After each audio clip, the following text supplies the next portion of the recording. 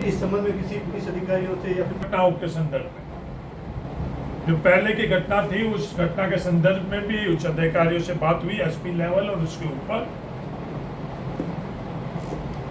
अब उन लोगों के ट्रांसफर हो गई है। और आज जो उच्च अधिकारी है, चाहे वो बाड़मेर में है और जयपुर में है, उनके समक्ष भी मैंने पूरी की पूरी ये बात रखी। चलो, विवाद और विरोध करने के लिए इन लोगों को संरक्षण देने की मंशा से ये विवाद करना, ये धाड़ को मंजूर दी। और मेरा आरोप नहीं है कि कोई भी जाकर निष्पक्ष तौर के ऊपर इसकी जांच कर ले।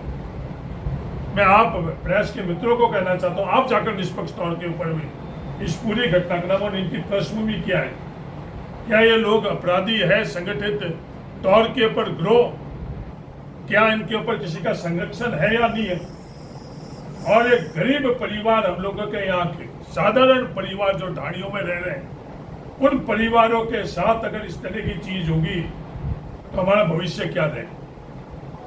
ये बहुत गंभीर विषय है और किसी भी सूरत के अंदर हम इसको नजरअंदाज नहीं कर सकते और किसी को भी इसकी इजाजत नहीं दे सकते कि इस तरह के कृत्य करने की किसी की भी हिम्मत हुई और कोई भी इसका संरक्षण कर रहा है तो ये मंजूर नहीं। ये एफआईआर आप लोग पढ़ लो, 164 के बयान, और जिस तरह से बच्ची के साथ में लगातार एक दफे नहीं कई दफे आना और उन लोगों की पृष्ठभूमि अवैध कामों में वो लिप्त है या नहीं है।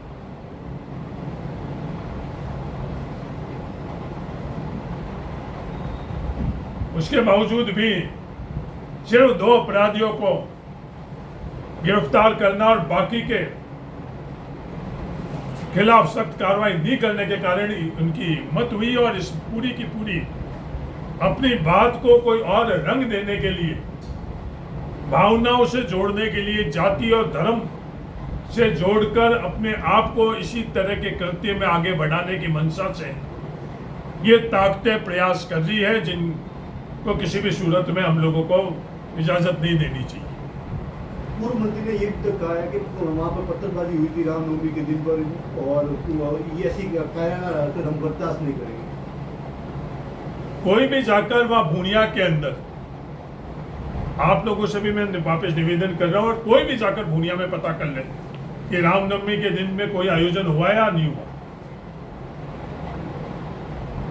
चाहे वो पूर्व मंत्री क्यों नहीं हुई, चाहे और कोई व्यक्ति क्यों नहीं हुई।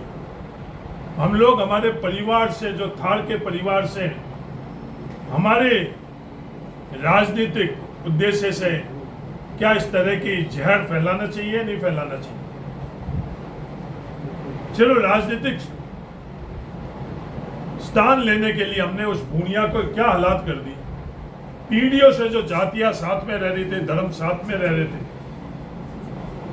पंचायत पुनर्गठन के अंदर हमने क्या हालात बना दी। तो कोई भी निष्पक्ष तौर के ऊपर जाकर देख ले। मैं धर्म की बात नहीं कर रहा हूं, वो धर्म के बीच में दीवार खींचने के साथ साथ जातियों के बीच में भी दीवार खींचने के प्रयास कर रहे हैं। वो पहले भी सफल नहीं हुए, अभी भी सफल नहीं होंगे। अपराधी की कोई जाति नहीं होती, अपराधी का कोई धर्म नहीं होता।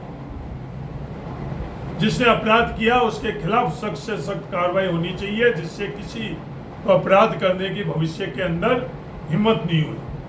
ये जाति धर्म अपने से निजी लगाव और राजनीतिक साथ लेने के लिए इन लोगों को संरक्षण दे रहे हैं, इन लोगों को उस दिशा में आगे बढ़ने के लिए मदद कर रहे हैं, ये थार को मंजूर नहीं है। जो बच्ची के साथ में जो